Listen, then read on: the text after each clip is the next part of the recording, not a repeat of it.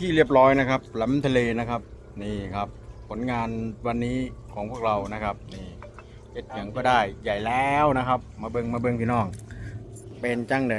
นะครับโอ้โหนะครับนี่ครับฝีมือนะครับนี่นายพรานของเรานะครับนี่พี่ท็อป นะครับ อื ไอ้ตัวนั้น ม ตกมาไหมตัวนั้นนะหรือมันผ่านมันผ่านปืน มันผ่าน ตัวนี้ขุดหรอ นะครับนี่ครับหลายแต้มเลยนะครับป้า ห ทิ้ง นึ่ เนาะ งสองสามสี่ห้าหกเจ็ดแปดเก้าสิบ11 12 13 14 15 16 17 18 19นะครับ20แล้วก็ปลาดุกนะครับนี่ตามนี้เลยนะครับโอ้ยมันครับกับเมนูอะไรดีครับพี่น้องนี่สดๆนะครับจากทะเลปลากระพง